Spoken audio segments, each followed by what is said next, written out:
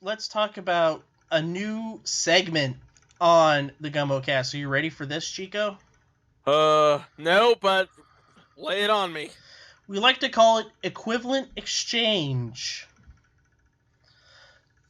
The rules of equivalent exchange: one show lives, so another show dies. And in this case, what show dies?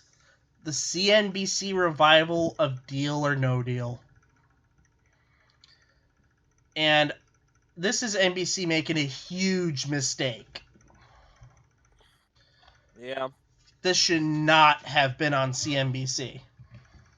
it really shouldn't have. I mean, the game itself worked on NBC. I mean, it worked. I mean, the game itself worked. The new mechanic of the banker's counteroffer. Yep. It worked when the player knew exactly how to use it, but on CNBC, that sort of audience is not looking for a lighthearted release such as Deal or No Deal. No, they are looking for people like Jim Cramer to yell at him, buy Amazon! Buy Procter & Gamble! Sell WWE! And they want to know about their weekly dividends of their portfolios and all that good stuff. The big problem is that this debuted on NBC originally. They had the Christmas debut on NBC, and it drew a good rating. It did draw good ratings on NBC, and there's literally no reason why it wouldn't not work on NBC.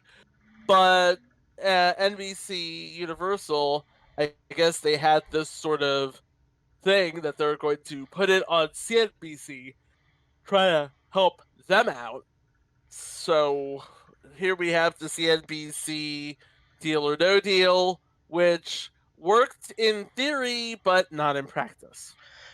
No, it got around 800, 900,000 viewers to start, but then it was a victim of the stop-start scheduling because CNBC was also the home of the first, and I also think the second round of the NHL playoffs. Yeah. So it got shelved for a while. Then it came back during the summer, and then it was shelved again. Then they just finally aired the final 10 or so episodes, and now it's gone again. Basically. Yeah, this is... both of us are in agreement. This is NBC's fault. It should have been on the main channel. You could have had this... you could have paired this up with your games on... whenever Hollywood Game Night was on, Ellen's Game of Games was on. This could have been your stalwart, 40 weeks out of the year. And have something, a game night would have been perfect. Yeah, I mean, look how game nights are working on ABC. I mean, they built their summer. Yeah, that's a new season. They built their summer schedule around all these new game blocks. Yep. And Sunday night and Wednesday night. The Sunday night and Wednesday night blocks, they're going to be back this summer. They're all going to be intact. It's going to be awesome as per usual. And I just think that just a big blown opportunity. And that's it. But as that show dies, another show gets revived. And I've been crowing for this. I've been stumping for this for 9 years. And I got it back. Yay. High Stakes Poker is back. It is. And the interesting thing about it is actually getting with the times. Because it's going to be streaming all at once on PokerGo, which is, it's a niche streamer, but it's a niche streamer that knows its audience. Yep. And it has like its built-in audience.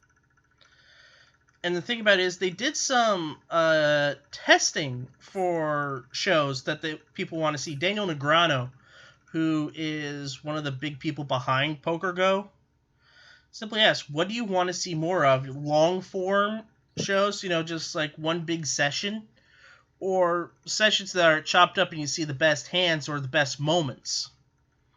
And being someone who likes poker, I like segments more than I do like Live at the Bike streams full sessions, like 4 Mhm. 6 hour sessions. I can't stay awake for that long, and I can't get interested over a couple of rounds where it's just fold, fold, fold, fold, fold, fold, fold, big blind wins. Yeah, that's just no. No. You And need you High need Stakes Poker you got it need right. that. You need high. Best thing about high stakes poker is that it had that balance, Mm-hmm. between all of the big action, and then there's just the lighthearted banter between poker pros. And also poker commentators in the first 5 seasons between AJ and Gabe. Yep, those two knew what they were doing. Mm-hmm. And people, when this was being announced, people were asking, "We want AJ and Gabe back." And I think they're both up for it because I wouldn't be shocked if they were both appearing on the new high stakes pokers that are due to come out. yep, Please let them be due to come out. yep. And we need to preface this. AJ's problem is not with Maury Escudari and Bob Ornstein, the producers behind High Stakes Poker. His problem was with GSN because GSN was the one who did him dirty by firing him.